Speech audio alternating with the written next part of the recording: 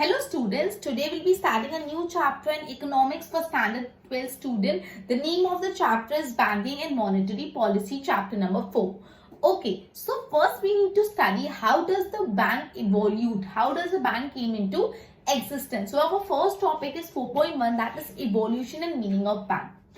In English language तो word bank means heap और मास. अगर मैं इंग्लिश लैंग्वेज में देखने जाऊं तो बैंक का मतलब होता है हीप या तो कोई चीज का मास, कुछ चीज इकट्ठा होना, हीप या तो mass. In Sanskrit language the word akin to bank is बांडा which means the collection of capital. तो मतलब संस्कृत वर्ड में the word which is akin to bank, मतलब संस्कृत लैंग्वेज में ऐसा वर्ड जो बैंक से सिमिलर है वो बांडा. बांडा मतलब क्या होता है? कलेक्शन ऑफ कैपिटल या फंड, पैसे कलेक्ट करना, फंड कलेक्ट करने को बोलते हैं बांडा. ठीक है. द वर्ड बंडोट इज डिराइव्ड फ्रॉम द बांडा. The English word bank originate from the Italian word बैंका. ये जो वर्ड इंग्लिश है बैंक वो एक इटालियन वर्ड से है बैंक का, और from a French word bank Q. Both this word means a bench for money exchange. मतलब ये जो वर्ड इंग्लिश वर्ड है बैंक वो एक इटालियन वर्ड से है बैंक का, और एक साथ ही आप उसको फ्रेंच वर्ड से भी बोल सकते हैं बैंक क्यू. ये बैंक का और बैंक क्यू इन दोनों का मतलब होता है बेंच फॉर मनी एक्सचेंज. एक बेंच जहाँ पे बैठ के पैसों की लेन देन होती है, एक्सचेंज होती है. पुराने जमाने में यूरोपियन मनी लेंडर्स और money changer would use to display coin of different country in big heap और बैंक और tables for the purpose of lending और एक्सचेंजिंग. मतलब पुरानी टाइम में क्या होता है, जो यूरोप के मनी लेंडर्स होते हैं वो एक बेंच पे बैठते थे और अलग अलग कंट्रीज के कॉइन को हीप में ऐसे डिस्प्ले करते थे मनी एक्सचेंज के लिए. ठीक है. तब से बेंच और बैंक का बैंक क्यू वर्ड ओरिजिनेट हुआ. दस the word bank came into use. इस तरह से वर्ड बैंक यूज किए जाने लगा. It is concluded that the word bank is related to collection fund of money. मतलब ये जो वर्ड बैंक है वो किससे रिलेटेड है? कलेक्शन ऑफ मनी, पैसों के कलेक्शन से रिलेटेड है word bank. The bank of Barcelona set up in Spain in 1401 is known as the first real bank established in the world. पूरे वर्ल्ड की जो सबसे पहली रियल बैंक थी वो थी बैंक ऑफ बार्सिलोना, जो सेटअप हुआ था स्पेन में इन the year 1401. Bank of Barcelona Spain में सेटअप हुआ था इन द ईयर 1401. सबसे फर्स्ट रियल बैंक मानी जाती है. With the introduction of currency money, people started using money not only as a measuring rod of value, unit of account or medium of exchange, but also store of value. Okay. ठीक है. तो अब meaning of bank तीन definition है वो पढ़ते हैं. पहला, bank is a institution which provide service of banking. पहली डेफिनेशन बोली बैंक एक ऐसा इंस्टीट्यूशन है जो बैंकिंग की सर्विसेज देता है. तो simple definition, bank is a institution that provide services of banking. Second, bank is a institution authorise to collect people saving. Bank एक ऐसा इंस्टीट्यूशन है जो लोगों का सेविंग कलेक्ट करता है with the purpose of lending दोस्त. ये कलेक्ट करके क्या करता है? दूसरों को देता है with the purpose of lending those under the condition of returning the same when the depositors demand. और ये कंडीशन देता है कि जब भी आप मुझसे पैसे वापस मांगोगे बैंक से, बैंक आपको वापस दे देगा. सो बैंक बेसिकली क्या करते हैं? लोगों की सेविंग्स, लोगों के डिपॉजिट एक्सेप्ट करता है और ये डिपॉजिट को फर्दर लेंड करता है, और साथ में कंडीशन भी देता है कि जब भी डिपॉजिटर को अपने पैसा वापस चाहिए होगा तब हम आपको आपका पैसा वापस दे देंगे. Clear. Third, bank is a commercial organisation functioning for profit. वो एक्सेप्ट सेविंग, मतलब बैंक एक कमर्शियल ऑर्गेनाइजेशन है जो प्रॉफिट के लिए काम करती है, जो लोगों की सेविंग्स एक्सेप्ट करती है इन द फॉर्म ऑफ डिपॉजिट, फिर उसके सामने उसको क्या देती है? इंटरेस्ट भी पे करती है. And it ensure the safety of this deposit. और ये जो पैसा एक्सेप्ट किया वो सेफ रहेंगे वो बोलता है. Lends money from these deposit to people who need money. और ये डिपॉजिट में से वो पैसा देते हैं दूसरे लोगों को जिनको पैसा चाहिए, और उन लोग से क्या चार्ज करते हैं? अगेन इंटरेस्ट चार्ज करते हैं. Okay. And invest surplus fund in various sector for development. ठीक है. तो बेसिकली तीन डेफिनेशन बोली. पहली बैंक की डेफिनेशन थी it is a institution that provide banking services. बाकी जो दो डेफिनेशन है क्वाइट सिमिलर है, लेकिन खाली लैंग्वेज बहुत डिफरेंट यूज किया. पहले वाली सिंपल डेफिनेशन है, पहली वाली जो सेकंड डेफिनेशन है उसमें क्या बोला है? बैंकिंग इंस्टीट्यूशन है जो अथोराइज है टू कलेक्ट पीपल की सेविंग, फिर उनको लेंड करती है सेविंग को. ठीक है. और फिर the condition to return it whenever the depositor demand. जब ये डिपॉजिटर बोलेगा तब वापस दे देंगे. जो नेक्स्ट डेफिनेशन है वो इसी लाइन पे लेकिन थोड़ा डिटेल में दी हुई है. क्या बोला है? बैंक एक कमर्शियल ऑर्गेनाइजेशन है basically which is functioning for profit. एक कमर्शियल ऑर्गेनाइजेशन है जो प्रॉफिट के लिए काम करती है, जो लोगों की सेविंग एक्सेप्ट करती है, उनको सामने से उस पर इंटरेस्ट देती है, इंश्योर करती है लोगों की सेविंग सेफ रहे, और ये डिपॉजिट में से आगे फर्दर लेंड करती है और सामने वाले से इंटरेस्ट चार्ज करती है, और बाकी का जो सरप्लस पैसा है वो डेवलपमेंट के लिए यूज करती है। ठीक है, टू स्टेट ब्रीफली बैंक का इंस्ट्रूमेंट इन मोबिलाइजिंग मनी। अगर शॉर्ट में बोलना चाहिए तो बैंक बेसिकली एक ऐसी इंस्टीट्यूशन है जो पैसों को घुमाते हैं, मोबिलाइज करते हैं इधर से उधर। ठीक है, ओके, तो let's see classification of bank. कितने टाइप की बैंक होती है? बेसिकली दो टाइप की बैंक होती है, एक होता है कमर्शियल बैंक और दूसरी होती है central bank. Clear? Central bank कौन सी थी? बैंकर्स बैंक, जो एक ही होती है, reserve bank of India, central bank of India. Okay, तो बेसिकली इंडिया की सेंट्रल बैंक है आरबीआई, तो इसी तरह सेंट्रल बैंक एक ही होती है पूरे कंट्री की, और कमर्शियल बैंक बहुत सारा होती है। ठीक है, सो दो टाइप की बैंक होती है, एक होता है कमर्शियल बैंक और दूसरी होती है सेंट्रल बैंक। तो सबसे पहले अपन कमर्शियल बैंक देखते हैं। According to the banking company act 1949, अब बैंकिंग कंपनी एक्ट पास हुआ था in the year 1949। Commercial bank is one which transacts the business of banking, that is accepting deposit from the people for the purpose of lending or investing, repayable on demand or otherwise, and withdrawable by check, draft or pay out or otherwise। मतलब commercial bank basically ऐसी bank है जो banking service provide करती है। Banking service मतलब जो भी people की सेविंग है उसको एक्सेप्ट करती है डिपॉजिट के तौर पे, ये सेविंग पे वो इंटरेस्ट देती है, फिर ये सेविंग को वो दूसरी जगह लोगों को लेंड करती है, उनसे इंटरेस्ट लेती है। ठीक है, और बेसिकली जब भी डिपॉजिटर मांगेगा ये पैसा वो रिटर्न कर लेगी। ये पैसे चेक से भी डिपॉजिटर निकाल सकता है, ड्राफ्ट से भी निकाल सकता है, मनी ऑर्डर से भी निकालते हैं, और भी कोई भी तरीके से पैसे निकाल सकते हैं। तो कमर्शियल बैंक बैंकिंग सर्विस देती है, पैसा एक्सेप्ट करती है, पैसा लेंड करती है, एक्सेप्ट करने पे इंटरेस्ट देती है, लेंड करने पे इंटरेस्ट लेती है, और ये जो भी डिपॉजिटर का पैसा है जब भी डिपॉजिटर बोले उनको रिटर्न कर लेती है। वो विड्रॉ कर सकता है डिपॉजिटर चेक से, ड्राफ्ट से, पे ऑर्डर और कोई भी दूसरे माध्यम से। Clear? Commercial bank is a business unit which provide banking service for profit. So commercial bank का काम यही होता है बैंकिंग करना for profit. Obviously जो बैंक इंटरेस्ट देती है वो कम रेट ऑफ इंटरेस्ट पे देती है, और इंटरेस्ट देती है वो ज्यादा इंटरेस्ट पे देती है। तो ये जो डिफरेंस होता है वही बैंक का प्रॉफिट होता है। क्लियर?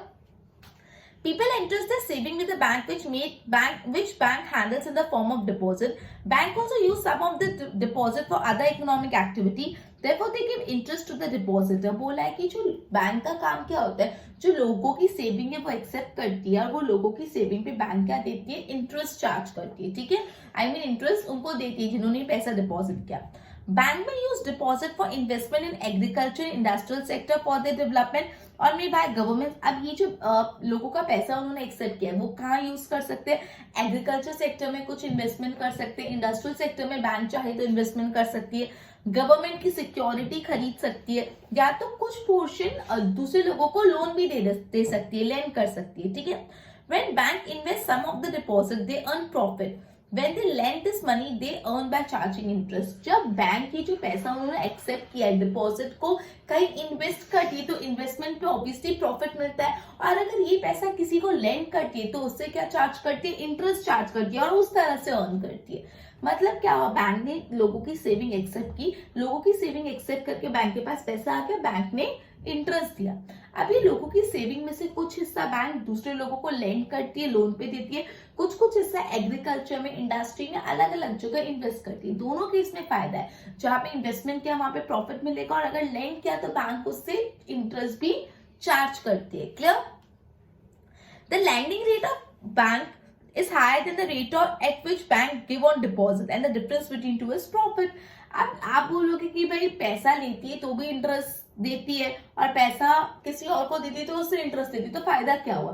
क्योंकि जब बैंक डिपॉजिट एक्सेप्ट करती है और उस पर जो इंटरेस्ट देती है वो कम इंटरेस्ट देती है कंपैरेटिवली जो बैंक लोन देती है उस पर इंटरेस्ट लेती है, तो जो rate of lending is higher than rate of deposit, और ये जो तो डिफरेंस होता है उससे बैंक की अर्निंग होती है। से फॉर एग्जाम्पल बैंक ने 100 रुपीज किसी से लिए, और उस 100 पे से फॉर एग्जाम्पल 1% इंटरेस्ट दे दिया।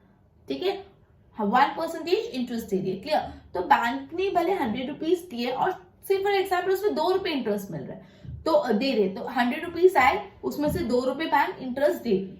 अब बैंक ये 100 रुपए को कहीं और किसी और को लोन पे दे रही है, उससे 10 रुपए इंटरेस्ट चार्ज कर रही है, तो 100 का तो 100 ही रहा, लेकिन 2 रुपए इंटरेस्ट देना पड़ा और सामने 10 रुपए इंटरेस्ट मिला, तो 8 रुपए जो एक्स्ट्रा इंटरेस्ट मिला वो बैंक का क्या हो जाता है, प्रॉफिट। तो यही बात बोली, बैंक की जो लेंडिंग रेट होती है वो ज्यादा होती है कंपेयर टू बैंक की deposit rate. Clear? Okay, in other words, bank undertake activity of mobilizing people resource. Okay, now अब अपन पढ़ने वाले functions of bank।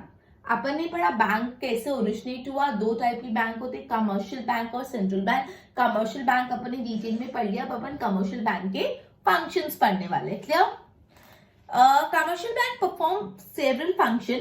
Commercial bank अलग अलग फंक्शन परफॉर्म करती है। सबसे पहले अपन प्राइमरी फंक्शन पढ़ रहे हैं। देखो ए पॉइंट है जिसमें प्राइमरी फंक्शंस है एंड देन उसके सेकेंडरी फंक्शन है। तो सबसे पहले अपन प्राइमरी फंक्शन, 5 प्राइमरी फंक्शन है बैंक के। ठीक है, तो first one is accepting deposit. सबसे पहला primary function of commercial bank है कि कमर्शियल बैंक डिपॉजिट लोगों का एक्सेप्ट करती है। अब bank accept money from the people in the form of deposit. तो जो बैंक है लोगों से पैसा एक्सेप्ट करती है डिपॉजिट के रूप में। It gives safety to depositor of his customer by acting as a custodian of fund। आप बेसिकली पैसे एक्सेप्ट करने के बाद करने के टाइम बैंक एक सेफ्टी देती है कि हम तुम्हारे पैसों के कस्टोडियन है, रखवाले हैं आपके पैसों के। In a way, people lend their saving to bank for the bank give them interest। लोग अपने पास घर पे पैसा क्यों नहीं रखते, क्यों बैंक पे डिपॉजिट कराते हैं? बिकॉज बैंक उस पैसे पे ब्याज भी देगी। घर पे पड़ा रहेगा तो ब्याज तो मिलेगा नहीं, ऐसा कैसा पैसा पड़ा है, और यही पैसे को अगर आप बैंक में डिपॉजिट करा दोगे तो बैंक आपको उस डिपॉजिट पे इंटरेस्ट भी देगी, तो आपको फायदा है, इसलिए लोग अपना पैसा बैंक में डिपॉजिट करवाते हैं। डिपॉजिट अब 3 टाइप के होते हैं, current account deposit, saving account deposit और एफडी फिक्स्ड डिपॉजिट। 3 टाइप के डिपॉजिट होते हैं, करंट, सेविंग और FD fixed deposit. Current deposit usually जो बिजनेसमैन होते हैं वो खुलवाते हैं। अब उसमें क्या होता है देखते हैं। Current account is open with the bank in the name of business, firm और इंडिविजुअल। करंट अकाउंट आप बैंक में खुलवा सकते हो बिजनेस के नाम पे, अपनी फर्म के नाम पे या खुद के नाम पे भी करंट अकाउंट खुला सकते हो। The deposit in this account are more liquid than deposit in any other account। इस अकाउंट में जो आप पैसा डालते हो बहुत लिक्विड होता है, मतलब बहुत इजीली आता है, लिक्विड, बहुत इजीली आप उसको यूज कर सकते हो। तो ये जो करंट अकाउंट में पैसा होता है वो सबसे ज्यादा लिक्विड कैश होता है। ठीक है, withdrawal can be made from this account any number of time during a day. Current account में से एक दिन में आपको जितनी बार भी पैसा विड्रॉ करना करवा सकते हो, कोई लिमिट नहीं कि 1 बार 2 बार कर सकते हो। करंट अकाउंट में से अपने बैंक में से आपको जितना पैसा एक दिन में निकालना है आप निकाल सकते हो। Just a minute. The customer of this account are given a checkbook but do not get interest on current account deposit। अब ये जो पैसा निकालने के लिए चेकबुक दे दी जाती है, ठीक है, लेकिन ध्यान रखना करंट अकाउंट पे इंटरेस्ट नहीं मिलता, बिकॉज बहुत कम टाइम तक बैंक में पैसा रहता है। 1 दिन में 2 दिन में बहुत पैसा रोटेट होता है, आता है जाता है। तो यूजुअली बिजनेसमैन खुलाते हैं, वो लोग ने कुछ बेचा पैसा आया, कुछ खरीदा पैसा गया, वो करंट अकाउंट से डीलिंग करते हैं। तो करंट अकाउंट पे इंटरेस्ट इसलिए नहीं मिलता बिकॉज बहुत कम समय तक उस अकाउंट में पैसा रहता है, इसलिए इंटरेस्ट इतना नहीं मिलता। On the contrary, certain time bank may impose some kind of service charges on this account। Interest तो नहीं मिलता, कभी कभी ऐसा होता है बैंक आप पे और सर्विस चार्जेस ले लेगी करंट अकाउंट पे। A customer even obtain overdraft facility for business purpose on this account as per rules of the bank। Current account पे आपको ओवरड्राफ्ट फैसिलिटी भी मिलती है। आप 11th स्टैंडर्ड में पढ़ चुके। ओवरड्राफ्ट क्या होता है, आपके अकाउंट में जितना पैसा होता है उससे ज्यादा निकालना, उसको बोलते हैं ओवरड्राफ्ट। ठीक है, ये काइंड ऑफ एक लोन फैसिलिटी है जो बैंक देती है।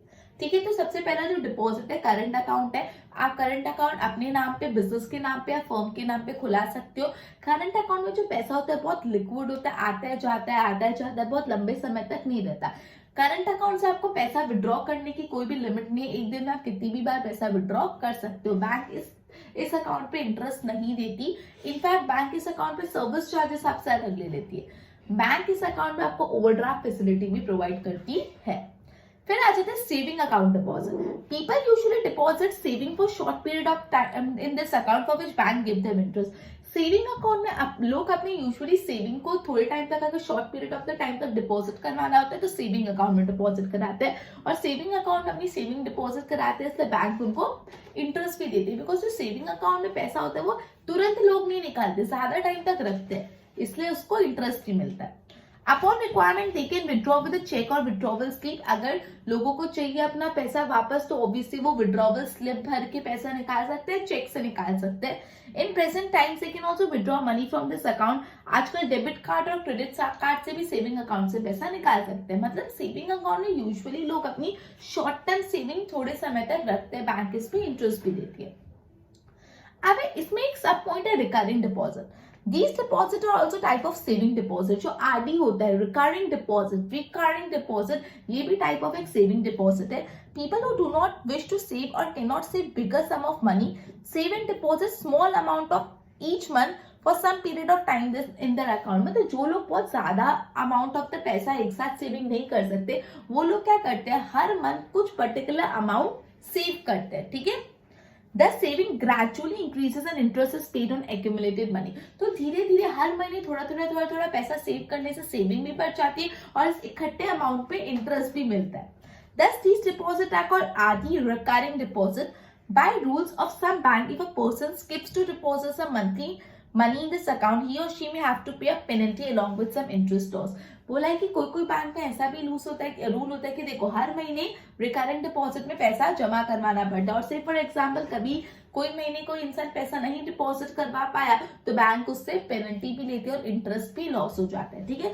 तो recurrent deposit kind of saving deposit ही होते हैं। सेव जो पर्सन एक साथ बहुत ज्यादा पैसा सेव करके डिपॉजिट नहीं कर पाता वो लोग बैंक की रिकरेंट डिपॉजिट स्कीम लेते हैं। इस रिकरिंग डिपॉजिट जो स्कीम होती है उसमें बेसिकली क्या होता है, इस स्कीम में हर महीने इंसान को थोड़ा पैसा बैंक में डिपॉजिट करवाना पड़ता है। ये ऐसे धीरे धीरे उसकी सेविंग भी बढ़ जाती है और बैंक उसको इंटरेस्ट भी देती है। और अगर सपोज हर महीने जितना अमाउंट डिपॉजिट करना था वो नहीं करा तो बैंक पेनल्टी भी चार्ज करती है। अब फिक्स टर्म डिपॉजिट या लॉन्ग टर्म डिपॉजिट जिसको हम एफडी बोलते हैं, ये लंबे समय तक होता है। These deposits are a deposit fixed period for time and usually people who want deposit money for a longer period of the time chooses such deposit। जिन लोगों को अपना पैसा थोड़ी लंबे समय तक अगर बैंक में रखना होता है, डिपॉजिट करना होता है, वो यूजुअली अपने पैसों की एफडी करवा देते हैं, fix deposit. Bank pay higher rate of interest on such deposit among all type of deposit. जितने भी डिपॉजिट होते हैं सबसे ज्यादा ब्याज किस में मिलता है, एफडी में मिलता है। क्यों? बिकॉज फिक्स डिपॉजिट एक टर्म के लिए होते हैं, 1 साल 2 साल 5 साल। तो बैंक के पास उस इंसान का सपोज 5 साल तक पैसा है, कोई टेंशन की बात नहीं, तो वो पैसे को यूज कर सकते हैं, इससे इंटरेस्ट ज्यादा मिलता है। फिक्स डिपॉजिट में पैसा आपके अकाउंट में लंबे समय तक रहता है, इससे फिक्स डिपॉजिट में सबसे ज्यादा इंटरेस्ट आपको मिलता है। Customer get overdraft facility on such deposit. Customer को ओवरड्राफ्ट फैसिलिटी मिलती है, क्लियर। तो बेसिकली ये था अपना एफडी में क्या होता है, for a longer period of the time लोग पैसा अपना डिपॉजिट करवाते हैं और इस पे इंटरेस्ट भी ज्यादा मिलता है। तो सबसे ज्यादा अपने 3 डिपॉजिट है, current deposit, saving deposit, fix deposit. सबसे ज्यादा इंटरेस्ट फिक्स डिपॉजिट में मिलता है। और कौन से में इंटरेस्ट नहीं मिलता, करंट में, क्योंकि करंट में पैसा बैंक में टिकता ही नहीं, आता है जाता है। फिक्स डिपॉजिट में ज्यादा समय तक रहता है इसलिए इंटरेस्ट ज्यादा मिलता है। तो पहला अपना फंक्शन था, प्राइमरी फंक्शन था ऑफ कमर्शियल बैंक। दूसरा है प्रोवाइडिंग क्रेडिट फैसिलिटी। दूसरा जो फंक्शन है वो है providing credit facility. When individuals or investors or farmer or other profession require money for personal or investment purpose, they borrow from bank and bank provide credit by charging a rate of interest। मतलब कभी कोई individual को, कोई investor को, कोई farmer को, कोई professional को, कोई भी इंसान को अगर पैसा चाहिए होता है खुद के पर्सनल पर्पस के लिए या कोई और इन्वेस्टमेंट पर्पस के लिए चाहिए होता है तो वो लोग क्या करते हैं, ये पैसा बैंक से बोरो करते हैं। बैंक उनको पैसा देती है ऑन क्रेडिट और साथ में इंटरेस्ट भी चार्ज करती है। In term of time period borrowing credit can be short term, medium term, long term. ये जो बोरो करते हैं वो शॉर्ट टर्म के लिए भी कर सकते हैं, मीडियम टर्म के लिए भी और लॉन्ग टर्म के लिए भी। These time period are not strictly fixed and may vary, however in a theoretical sense। So short period मतलब 1 साल, मीडियम मतलब 1 से 5 साल और लॉन्ग टर्म मतलब 5 से 15 साल। यूजुअली ऐसा माना जाता है। In the context of purpose, credit can be for personal reason, for agriculture, okay। The rate of interest change vary with purpose। मतलब जो भी रेट ऑफ इंटरेस्ट होता है आपके पर्पस के हिसाब से बदलते रहते हैं, क्लियर। तो ये सेकंड अपना फंक्शन था providing credit facility. Bank credit facility देती है कोई भी बिजनेसमैन को, कोई फार्मर को, कोई प्रोफेशनल को, कोई भी इंसान को अगर पैसा चाहिए, लोन लेना है तो बैंक उनको लोन फैसिलिटी देती है और साथ में इंटरेस्ट भी चार्ज